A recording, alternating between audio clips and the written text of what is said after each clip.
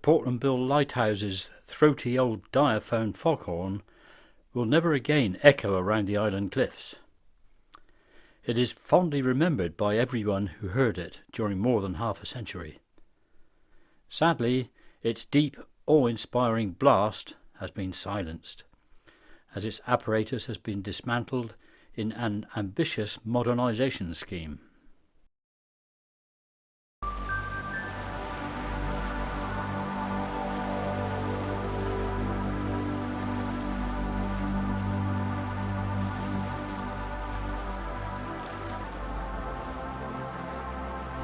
For more than 300 years, Portland's famous lighthouses have highlighted this treacherous coast.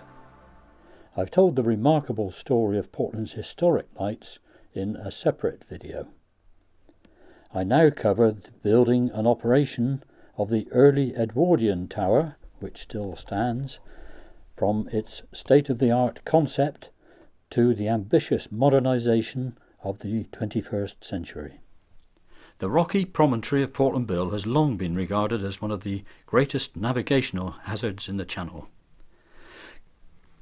Currents clash as they pass over a vast undersea rocky shelf, creating a treacherous race of tempestuous waves. But by the late 1800s, their technology had become dated, and they could not be adapted to house the latest apparatus. Trinity House decided to erect a new single tower close to Bill Point, near a stone marker obelisk which they had erected in 1844. Thomas Matthews, who from 1892 was Trinity House's engineer-in-chief, was the designer of this new lighthouse, and no expense was to be spared in fitting it with the state-of-the-art technology.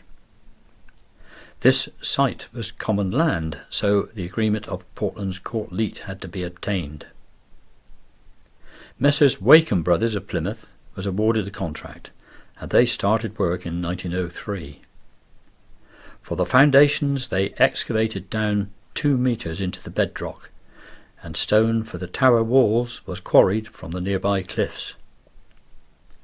Access to the remote tip of Portland Bill was a challenge, as there was only a rough track from Southwell.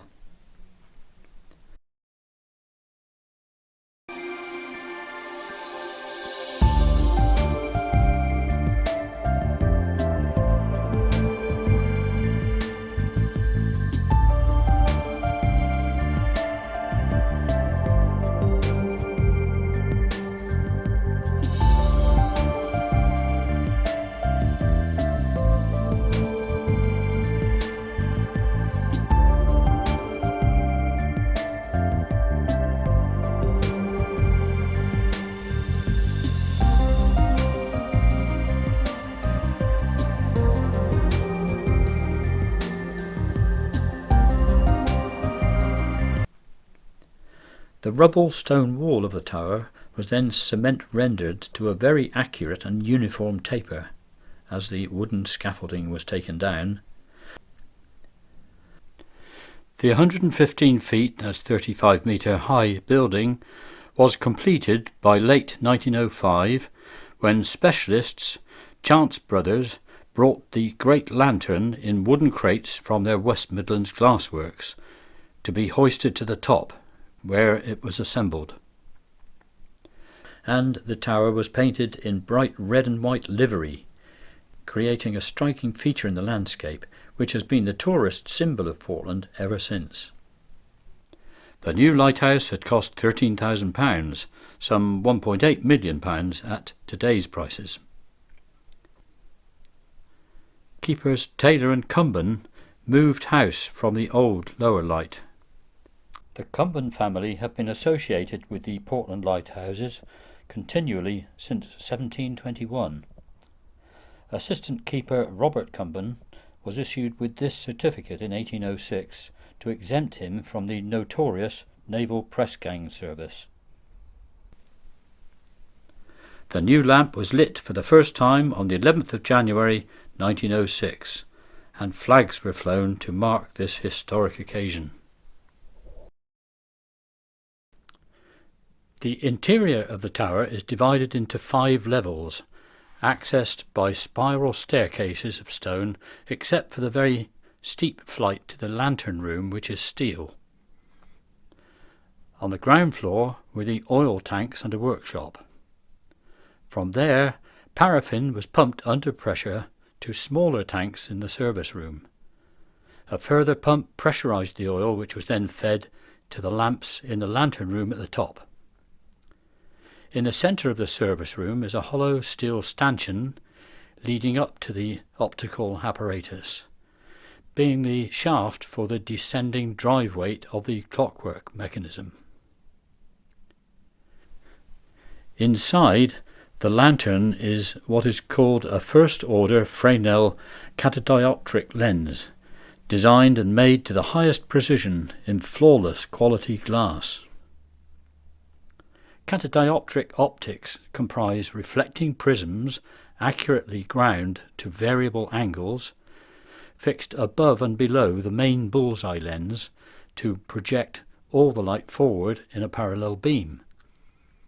The entire optical assembly, including the rotating drive mechanism, was supplied and installed by Chance Brothers. It was and is a work of incredible precision, which could hardly be bettered today. Ventilators were built into the walls of the iron pedestal base to ensure a constant flow of air to prevent condensation in the lantern. The framing is of gunmetal, and the lantern room was topped with a domed steel roof. To create the flashing effect from the single constant lamp, the lenses and entire optical assembly was rotated by clockwork, driven by a heavy weight descending inside the hollow steel tube. The rate of descent was governed by a small gearbox. A vital job of the lighthouse keepers was to crank the weight back up to the top, which had to be repeated without fail several times a night. To achieve an almost frictionless motion, the 3.5 tons lantern floated on a trough of mercury. The light through the complex rotating lens had a character of 20 seconds, comprising 4 grouped flashes, followed by an interval of 15 seconds. The vaporized oil burner lamp sent its 500,000 candle power beam 18 nautical miles on a clear night. The overall design and construction of the tower and the optics was so advanced that remarkably few alterations had to be made in its first 100 years. It stands as a permanent tribute to Sir Thomas Matthews, who was knighted for his designs for this and at least 14 other lighthouses, to the builder Wakeham Brothers, and to the skills of Chance Brothers. After Maine's electricity belatedly arrived at the Bill, in 1941 Bennett and Escott of Weymouth replaced the old oil-burning lamp with an electrical assembly with a powerful 3 kilowatt bulb. This was superseded by smaller but more intensive 1 kilowatt bulbs in 1996. A little room 23 metres below the main lantern houses a ruby sector light, which shines a steady red beam to warn vessels of the shallow Shambles Shoal, a hidden hazard below the surface southeast of the Bill. In 2013, its arc was widened to 21 degrees.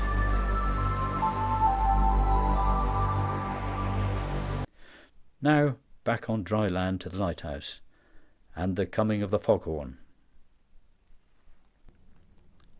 Early in the Second World War, before most ships had radar, Trinity House decided that there should be an audible warning of Portland's rocky coast when shrouded in mist.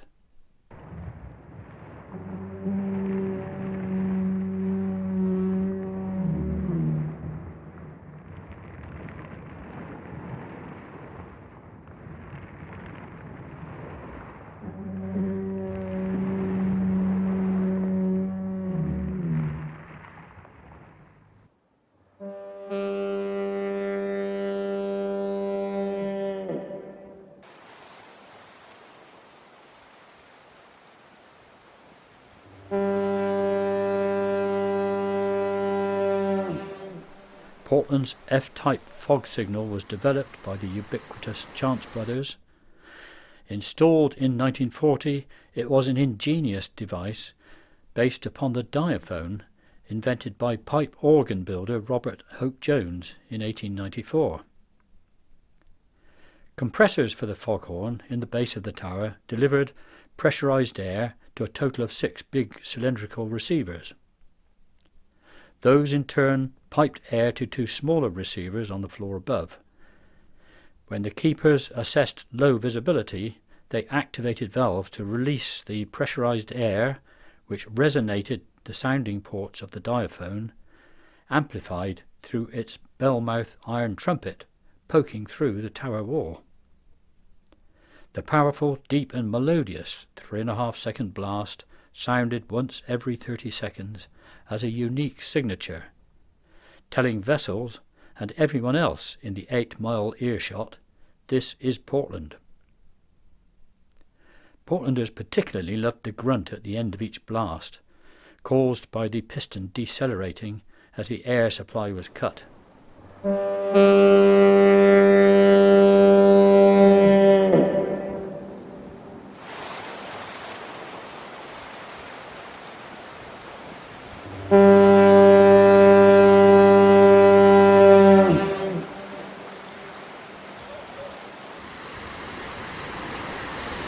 The old drop-weight clockwork mechanism for rotating the lantern was replaced by an electric motor in 1952. A fresh coat of special paint was applied in 1990, giving the sunlit lighthouse a vivid contrast to the seascape backdrop. Then in 1992 a major modernization began, culminating in full automation in 1996. Thereafter, the Portland Bill Lighthouse was controlled from Trinity House's Planning Centre in Harwich.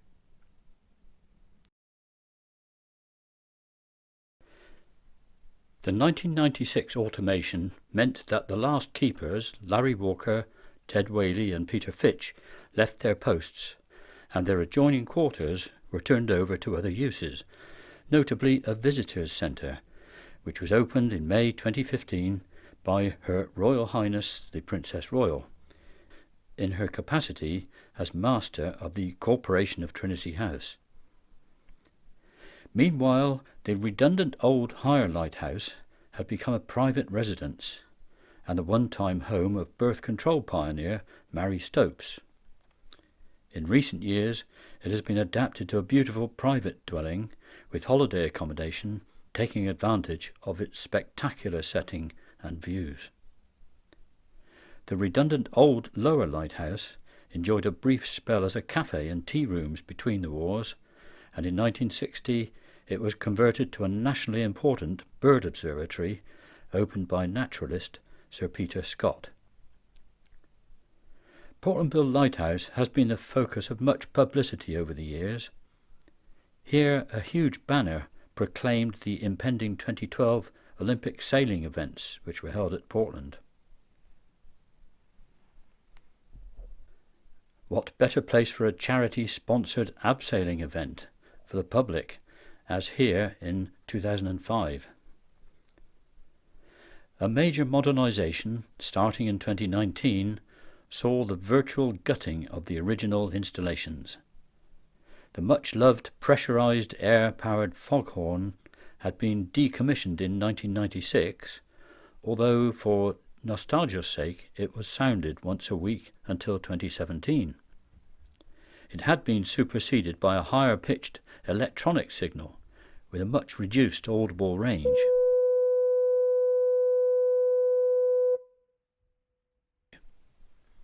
The sound from that signal was emitted through 4 holes in a blocked-up window opening on the south side of the tower.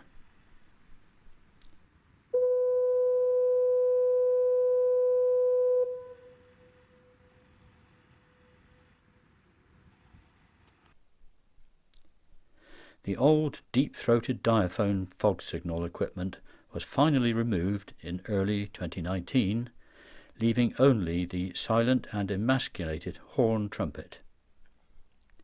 In the modernisation, The 1996 electronic fog signal was also removed and the window put back in its place. Affixed to the railings is the fog visibility detector, joined on the balcony by the new omnidirectional fog signal. The range of the new fog signal of 2019 is even shorter than the earlier units. Its sound will reach only about 1 nautical mile.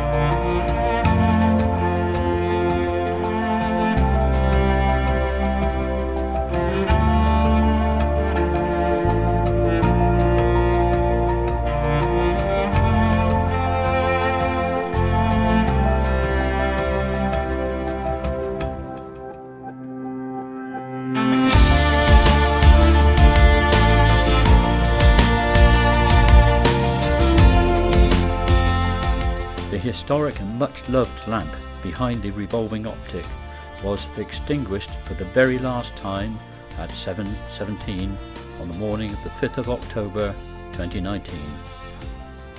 Its final moment, switching off after 113 years, was beautifully captured here by Kevin Burden.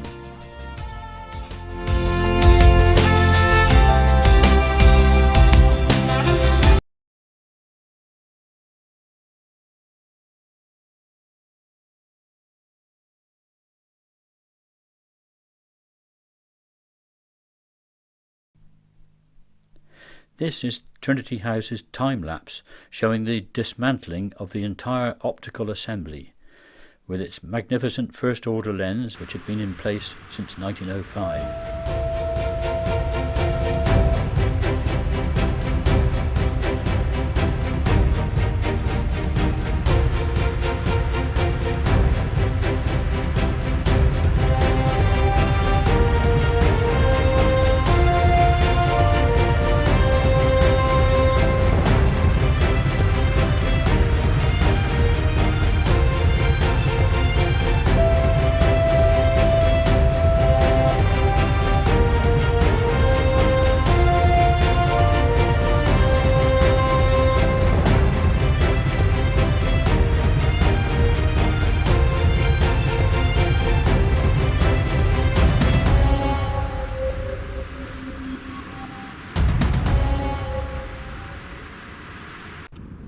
It was all removed from the lantern room in 2019, leaving just its iron pedestal and the trough from which the hazardous flotation mercury had been drained.